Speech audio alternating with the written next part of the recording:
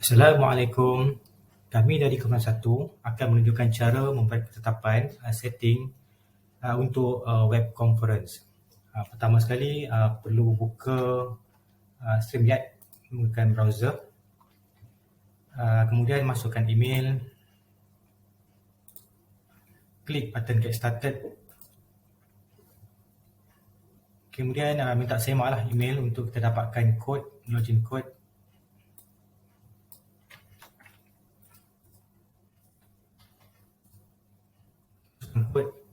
Dan kita akan masuk ke menu broadcast. Okey, kemudiannya kita klik button create untuk kita Okey, klik pada live stream. Okey, di sini ada select source, saya akan pilih studio. Di bawah ada select destination, ini yang saya pernah buat sebelum ni. Pertama kita akan link ke YouTube dan juga Twitter lah. Okey, untuk free account dia hanya berikan satu saja destination. Saya akan pilih YouTube.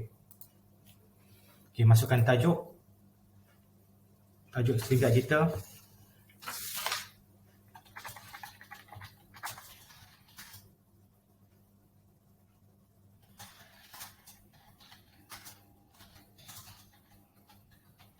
Okay, title pemasaran dalam media sosial bagi usahawan. Okay, description dia punya hasil pembelajaran lah. Sampai contoh okay, untuk privacy saya pilihkan unlisted. Okay, kemudian saya boleh klik ini kalau kita nak schedule for later boleh juga Okay, contoh saya klik kat sini. Contoh kelas pukul hari ni pukul 10 pagi. Okey, boleh klik pada create broadcast. Okey, tunggu. Okey, dah siap. Kita boleh klik pada enter studio untuk kita tengok. Untuk kita set ketetapan seterusnya. Okey, display name. Nama saya, Hatta. Headline ni optional kalau dah masuk mungkin contoh kita punya institusi. Kita boleh klik pada enter studio lah. Ini untuk kita masuk kepada studio. Masih belum live lagi lah. Okey, ini paparan untuk kita punya StreamYard, untuk kita punya studio. Di sini saya perlu jemput seseorang lah untuk ahli kumpulan saya sebagai guest kita, penceramah kita. Okay, untuk jemput nanti kita kena klik kepada invite di bawah ni. Okay, saya boleh copy code dan share kepada beliau lah untuk dia masuk, join. Okay, di sebelah kanan ada komen. Ini komen ni kita akan nampak lah bila mana dia link ke YouTube. Link tu dia akan segala komen akan masuk ke StreamYard. Yang ni kita boleh control yang mana kita nak appear kepada screen. Okey, banners dia ada contoh ini. Dia akan macam scroller lah scroller di bawah, di bahagian bawah. Begini contoh. Kita boleh create banner. Okay, boleh add lah. Kalau nak scroll, pastikan tick button scroll lah across bottom. Okey, brand. Ini ketetapan lain yang kita boleh buat. Color. Kemudian logo. Okay, untuk trial atau free kita ada logo native lah StreamYard. Overlay. Yang ni nak menandakan dia live. Ini pun sama sebab kita free trial. Ada logo native live with StreamYard. Kena belilah untuk kita dapatkan, untuk kita masukkan logo kita sendiri. Dibekalkan juga dengan video clip. Okey, ini countdown yang disediakan.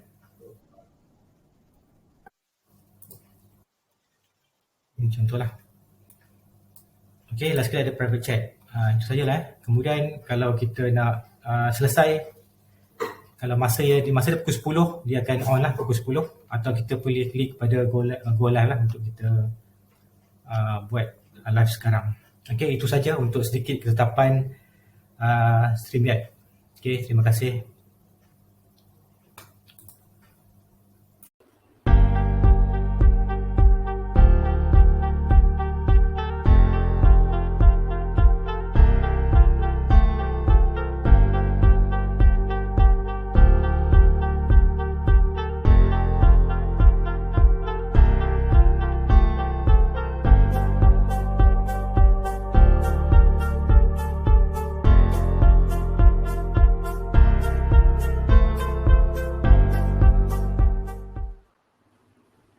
Hai, Assalamualaikum dan selamat petang.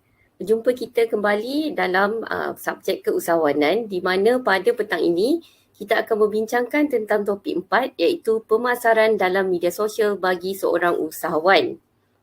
Okay, dalam topik ini kita akan membincangkan keperluan promosi secara online, kelebihan dan kelemahan promosi secara online dan penggunaan Google Trends.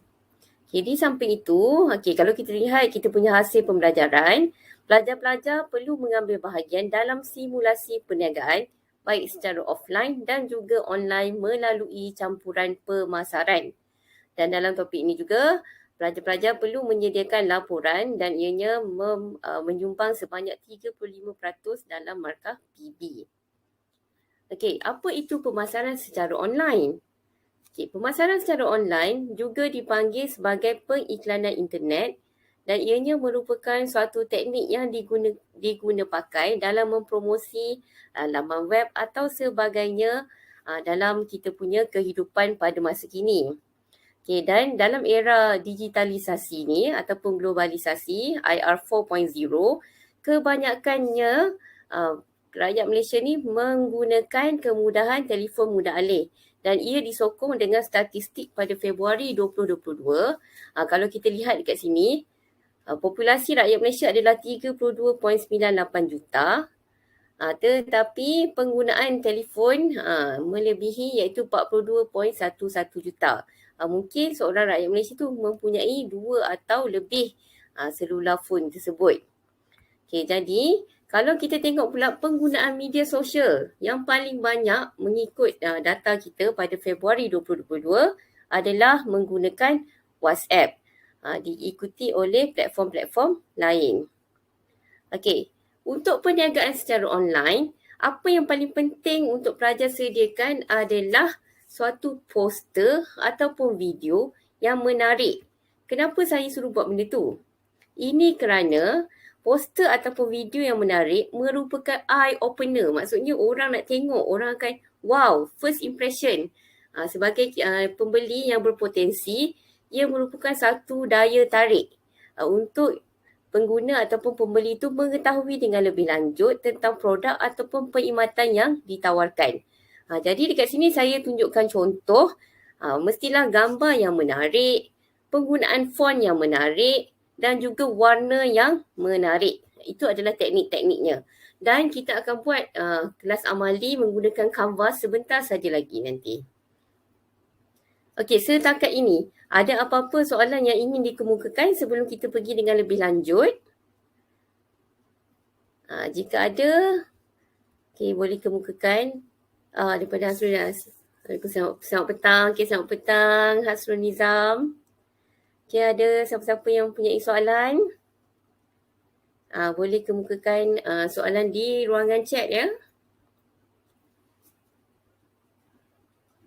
Okey, saya dapat soalan daripada Am ya. Apa perbezaan di antara bisnes online dan juga bisnes offline?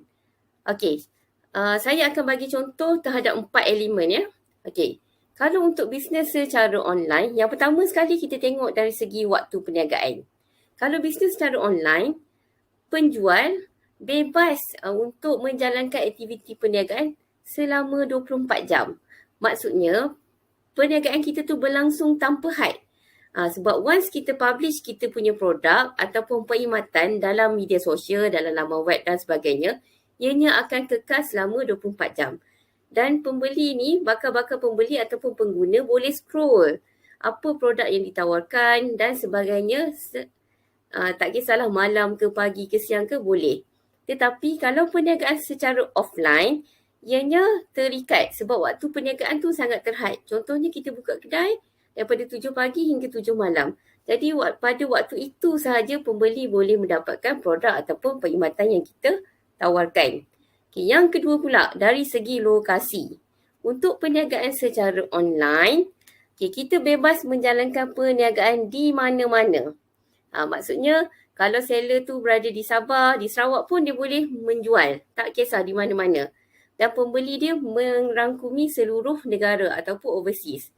Tapi kalau perniagaan secara offline, kebiasaannya untuk lokasi ianya statik di kawasan kedai kita beroperasi. Kalau di Kelantan lah, dan hanya pembeli-pembeli sekitar sahaja yang biasanya membeli produk ataupun menggunakan perkhidmatan kita.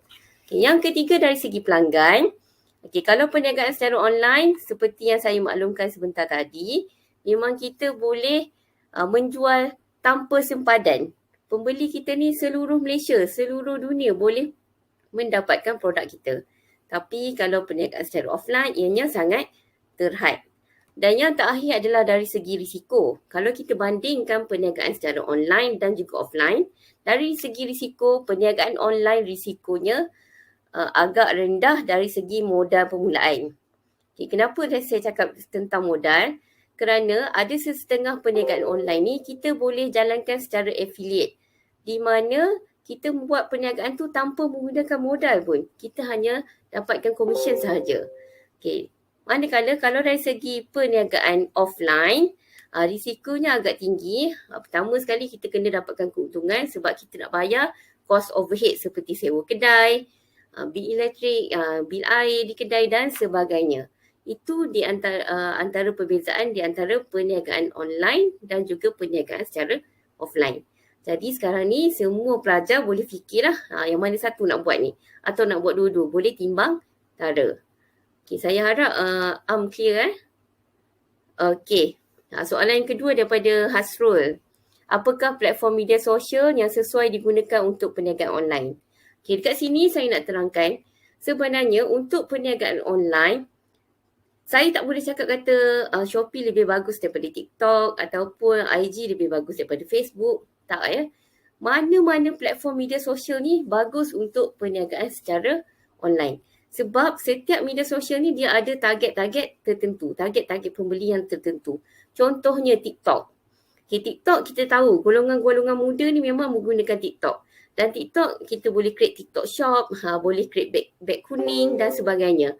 Tapi kalau Facebook, biasanya golongan yang 30 tahun ke atas ni masih menggunakan Facebook dan kita boleh menjual dalam Facebook Marketplace. Begitu juga dengan Instagram, kita boleh buat Instagram Live. TikTok pun TikTok Live.